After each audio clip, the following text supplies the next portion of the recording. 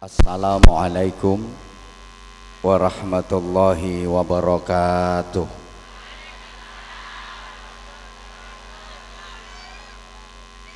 Bismillahirrahmanirrahim. Alhamdulillahilladzi asra bi'abdihi laylam minal masjidil harami ilal masjidil aqsa. Ja'ala syahra ramadhana wasilatan linailir rahmati wal maghfirati wa itqin minan nirani khususa.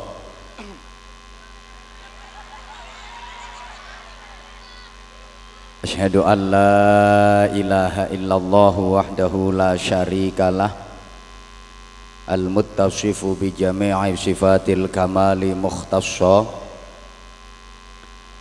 Wa asyhadu anna Muhammadan abduhu wa rasuluh al-basyiru liman ittaqa wan nadhiru liman 'asa. Allahumma shalli wa sallim wa barik ala sayyidina wa maulana wa syafi'ina wa qudwatina wa uswatina wa habibina wa qurrati a'yunina Muhammadin sallallahu alaihi wasallam sahibil mu'jizatil lati la tustaqsa wa ala alihi wa ashabihi alladhina nalu bi suhbatihil fadaila la tu'addu wa la tuhsa. Subhanaka la ilma lana illa ma 'allamtana innaka antal alimul hakim. Rabbi shrah li sadri wa yassir li amri wahlul 'uqdatam min lisani yafqahu qawli waj'al li waziran min ahli. Rabbana iftah bainana wa baina qaumina bil haqqi wa anta khairul fatihin.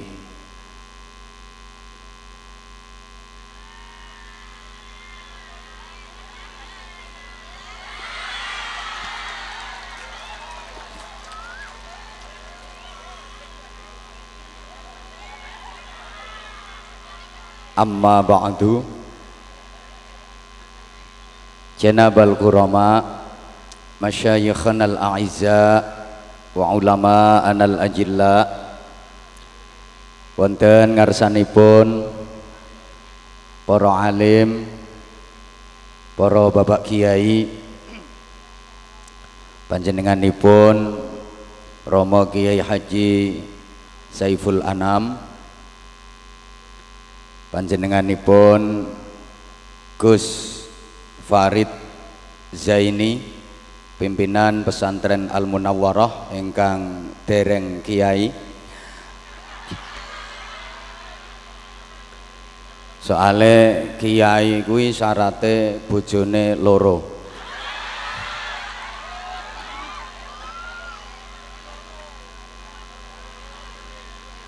Lek bojone tasik setunggal niku ya Gus ngono ae.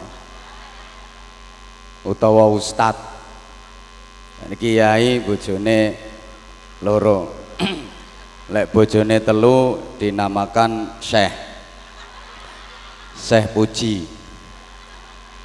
Tasih eling to. Syekh Puji kok lho sing brewok bathuke ireng. Bojone telu, sik cilik-cilik. Ancene pinter Syekh Puji ku lek golek bojo ku milih sing sik tembean-tembean. Lek bojone papat jenenge Kanjeng Doso.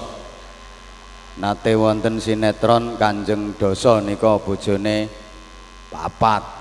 Bojone luweh teko papat jenenge Eyang Subur. Nika bojone sampai 8 nang dadi kabeh. Bojo 8 iku dadi kabeh. Mbuh melu madhabe sapa? Sak ngerti kula imam madhab papat niku sedaya mengharamkan istri lebih dari 4. Imam Hanafi yang gak ngolehi, Imam Malik yang gak ngolehi, Imam Syafi'i gak ngolehi, Imam Hambali gak ngolehi, Imam Samudra wis mati. Lah eyang subur iku bojone 8. Mangkane ambek awake kuru, pipine kempong untune entek. Jale kakean mentil. Bojo 8 kan berarti susu 16. Para ibu nyai, masyayikh, asatid, para sesepuh lan bini sepuh ingkang tuhu kinabekten, ingkang winantu ing pahormatan, ingkang wajib kita taati lan kita takzimi sesarengan.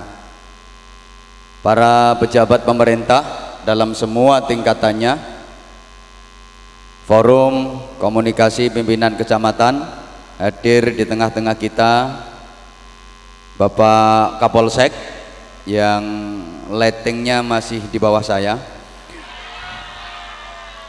karena beliau masih AKP, Ajun Komisaris Polisi, sedang saya sudah AKBP, aku Kiai Bolone Polisi.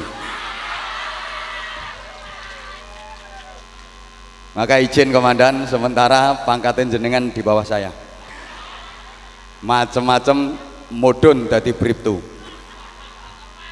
Bapak dan Ramil bersama para anggota, Bapak Sekcam yang sama-sama kita hormati, Bapak Kepala Desa, para perangkat desa, berikut tokoh-tokoh masyarakat, rekan-rekan panitia, konco-konco santri, hadirin hadirat, Bapak Ibu, dulur-dulur sedaya jamaah ingkang kula tresnani, ingkang kula hormati rahimakumullah. Alhamdulillah biiznillah wa iradatillah, malam ini kita dapat sama-sama berhimpun di majelis yang mulia. Kita sudah memasuki bulan Sya'ban, bulan yang berada di pertengahan dari 3 bulan barokah, yaitu bulan Rajab, Sya'ban dan Ramadan. Ini bulan-bulan istimewa. Rajab itu bulannya Allah, Sya'ban ini bulannya Rasulullah, sedangkan Ramadan nanti adalah bulan umat Rasulullah sallallahu alaihi wasallam. Ramadan ki wulane panjenengan sedaya. Kalau bicara tentang Rajab, tentu kita teringat satu peristiwa mukjizat di Isra Mi'rajkannya Rasulullah Muhammad sallallahu alaihi wasallam, yang kejadian itu pada tahun ke-11 Ba'dan Nubuwah, 11 tahun pasca kenabian. Kanjeng Nabi diangkat dari Rasul, 11 tahun berikutnya di Isra Mi'rajkan, jadi 2 tahun sebelum hijrah ke Madinah. Semua tahu bahwa hasil utama dari perjalanan suci Isra wal Mi'raj itu adalah perintah sholat yang merupakan alat sebo datang Gusti Allah. Sholat itu ibadah yang paling utama, yang paling pokok. Saya nggak akan berbicara banyak tentang ini karena saya yakin kabeh sing teko ndok kene iki wis tahu sholat.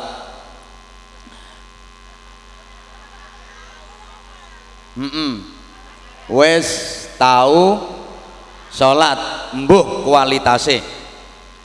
Karena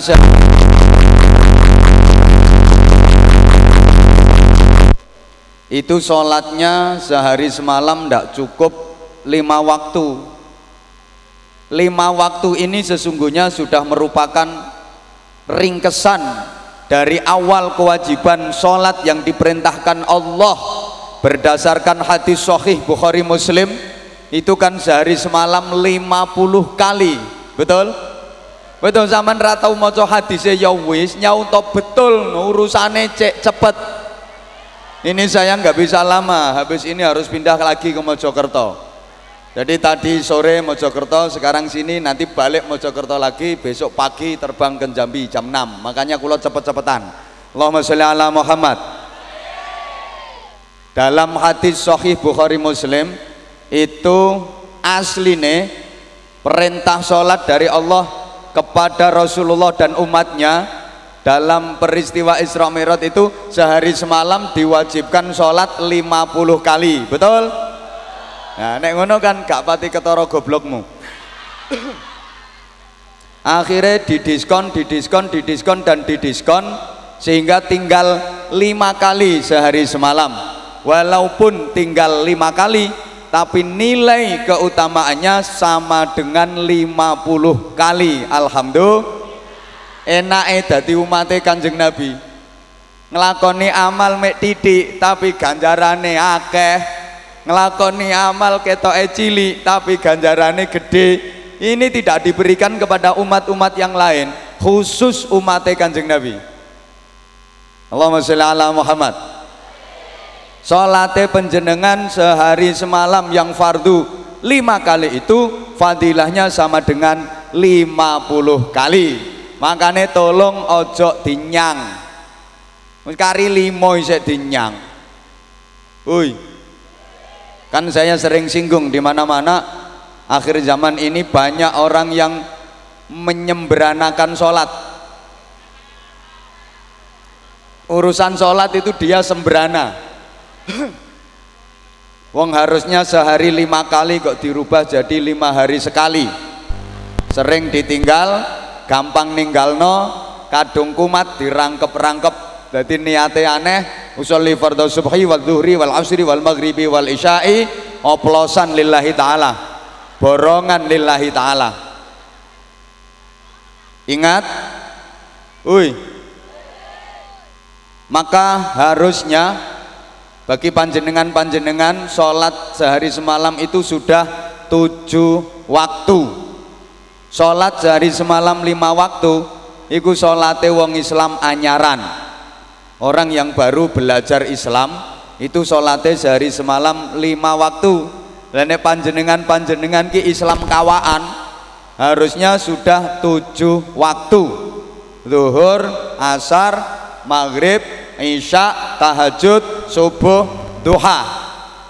Masyarakat ngemplak salate lampun ngoten nggih. Pret.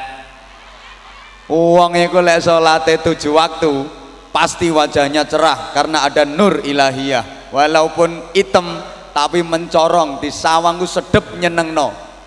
Ora burek-burek ngono kuwi. Rai model apa ngono kuwi.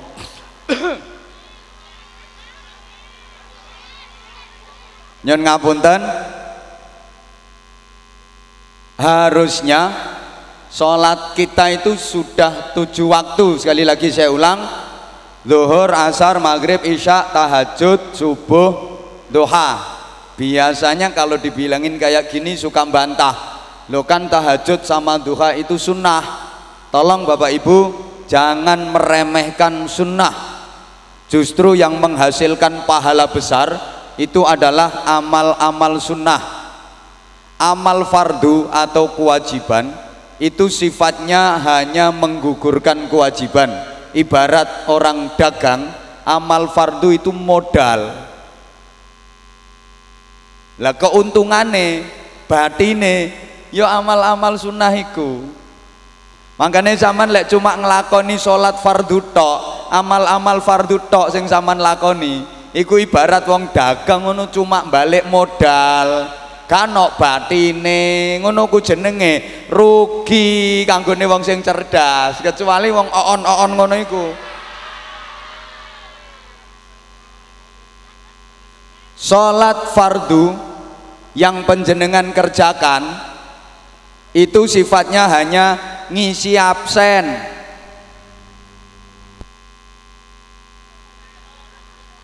Penggugur kewajiban. Ibarat dagang itu sifatnya modal pokok. Batine Keuntungane ya ibadah-ibadah sunnah.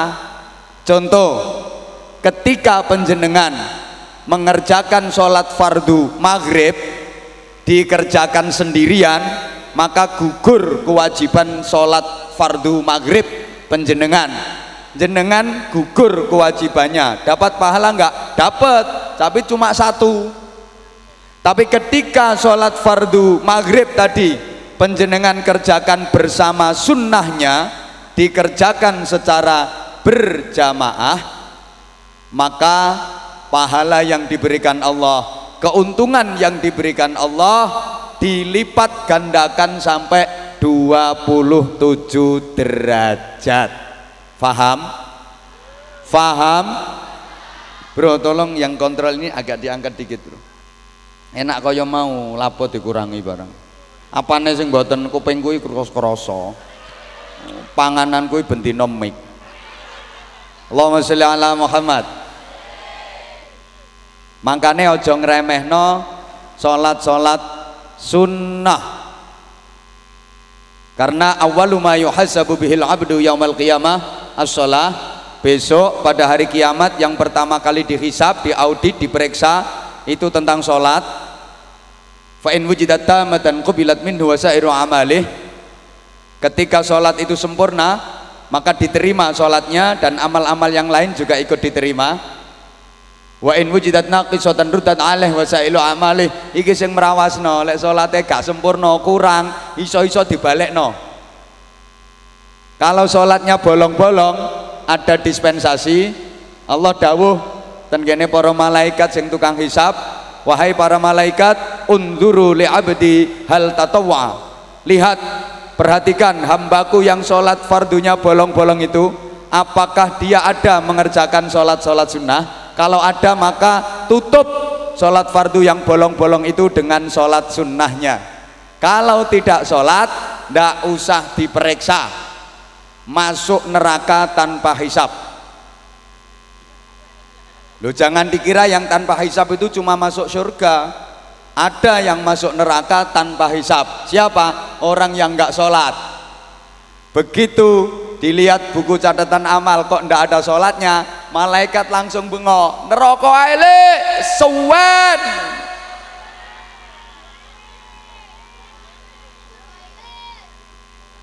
Sholat sunnah itu di samping berfungsi untuk menutup kekurangan dari sholat-sholat fardu, juga sebagai keuntungan besar dalam amal kita.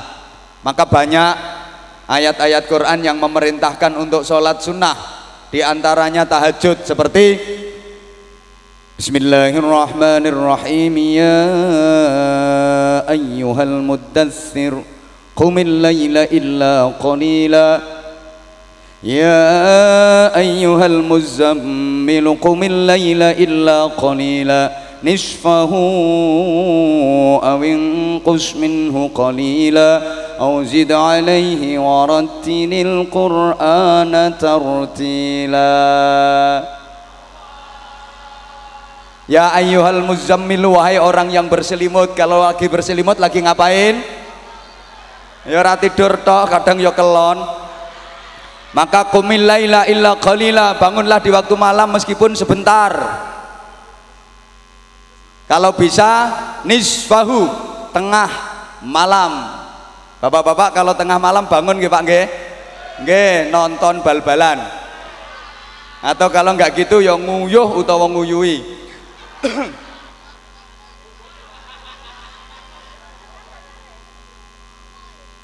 Kalau tengah malam sulit, awingkus minhu qalila, kurangi sedikit dari tengah malam, berarti sepertiga malam yang awal habis sholat isya. Ini yang dilakukan oleh Sayyidina Abu Bakar Siddiq radhiyallahu taala anhu. Kalau qiyamul lail, beliau berada pada awal malam, sepertiga malam yang awal. Kenapa? Ini ikhtiyat, hati-hati, takutnya nanti kalau menjagakan tengah malam, takutnya kebablas, ndak iso bangun. Lah Abu Bakar Siddiq ini hati-hati banget. Qiyamul lailnya di sepertiga malam yang awal. Padahal Sayyidina Abu Bakar Siddiq itu andaikan imane ijen ditimbang dibanding karo imane wong Islam sak donya, iku sik antep imane Abu Bakar Siddiq. Saking ati-atine wedi golek jagakno salat dalu tengah malam atau sepertiga malam yang akhir, kebablas keturun ndak iso tahajud, ndak iso qiyamul lail. Karena bagi Sayyidina Abu Bakar Siddiq dan para sahabat dan orang-orang soleh, kelangan tahajud susah ngungkuli kelangan duit 100 miliar. Nek wong ngemplak luwe susah ndi kelangan tahajud karo kelangan duit. Wong ngemplak nggak pernah susah kelangan tahajud, soalnya gak tahu tahajud.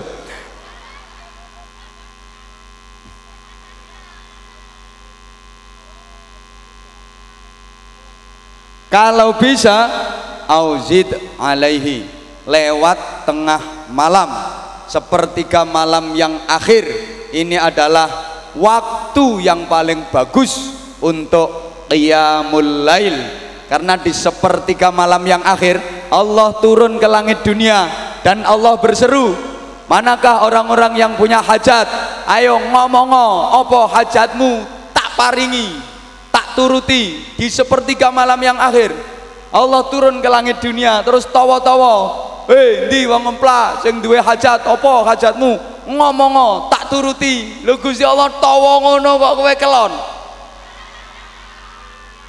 Ayo ndi sing donga njaluk apa? Ayo ngomongo kae sekcam sing pengen dadi camat kae ngomongo. Sepertiga malam sing akhir. Ora usah tepuk tangan. Lakoni ae engko bengi.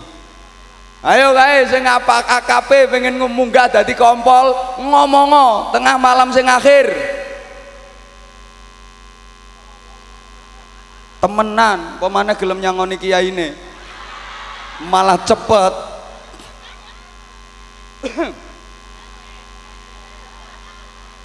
Nah, para jamaah,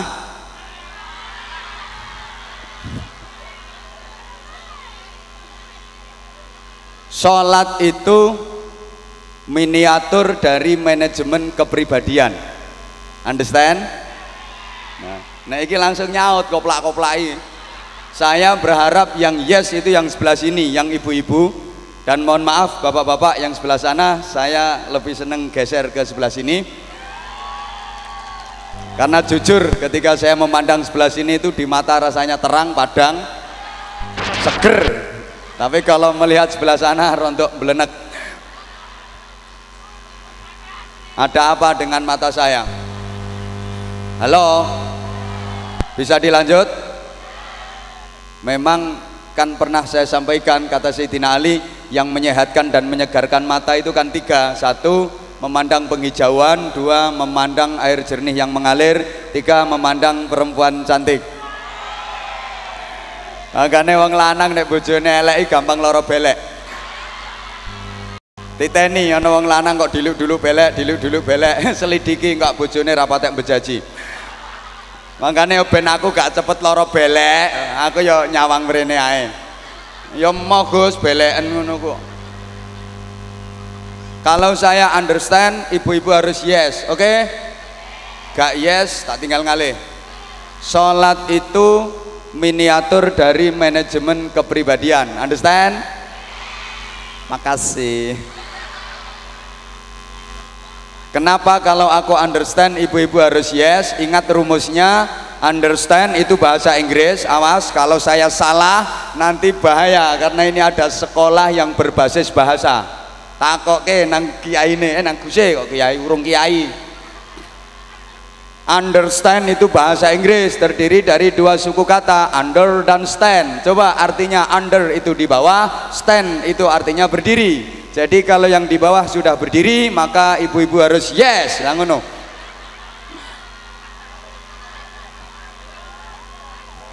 Acur ya wes. Kenapa sholat menjadi miniatur dari manajemen kepribadian? Karena para jamaah, orang sholat itu dituntut harus khusyuk dalam tiga hal. Yang pertama, khusyuknya hati. wa innaha lakabiratun illa 'alal khashi'in. Salat itu memang berat kecuali bagi orang-orang yang khusyuk hatinya. Maka dengan khusyuknya hati, kalau hati sudah terlatih khusyuk melalui salat, maka hati jadi sensitif, jadi orang yang ahli zikir. Allahumma sholli ala Muhammad. Yang kedua, harus khusyuk otaknya. Hai orang-orang yang beriman, janganlah kalian mendekati sholat dalam keadaan mabuk. Pikiranmu kudu konsentrasi sholat itu. Yang dibaca itu artinya apa, gerakan-gerakan sholat, difikir hikmahnya apa. Kalau otak sudah terlatih khusyuk melalui sholat, maka akan terbentuk karakter ahli fikir. Kemudian yang ketiga, sholat juga dituntut khusyuk seluruh tubuhnya, organ-organ tubuh, mulai ujung rambut yang bahasa Inggrisnya the unyeng-unyeng sampai ujung kaki the tungkak. Simahum fi wujuhihim min atharis sujud. Allahumma sholli ala Muhammad. Kalau sekujur tubuh organ-organnya ini udah terlatih khusyuk melalui sholat, maka terbentuk karakter yang ahli ikhtiar. Ini generasi harapan. Hatinya sensitif, ahli zikir, otaknya kreatif, ahli fikir, sekujur organ tubuhnya produktif, ahli ikhtiar. Ahli zikir, ahli fikir, ahli ikhtiar. Takwa, cerdas, terampil. Hatinya sensitif, otaknya kreatif, hidupnya produktif. Atine tertib, uteke lantip, tangane urip. Ngerti, pinter, tur yo prigel. Sregep zikir, pinter mikir, gelem dangir, gelem alir, gelem nyopir, lek duwe musuh wani melintir. Ini bisa dilihat dari pernyataan Rasulullah, ma baina baiti wa mimbari raudhatun min riyadil jannah. Tempat antara rumahku dan mimbarku adalah taman di antara taman-taman surga. Ya, itu raudhah. Sekarang yang namanya raudhah itu yang jadi rebutan orang-orang yang ziarah ke Madinah. Kalau dongake jenengan sedaya muga-muga iso ziarah rono kabeh. Sing akeh lek maca surat Waqiah, tambahi surat haji, kurang mandi surat tanah.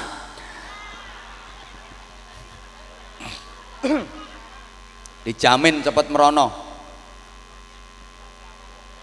Kenapa tempat itu oleh Rasulullah dinamakan taman surga? Karena disitulah Rasulullah mendirikan pesantren, Rasulullah membangun majelis ilmu, Rasulullah mendidik para sahabat, mengajar para santri-santrinya. Halo, halo. Yo panggonan kuwi digawe ngaji, ngono lho gampangane.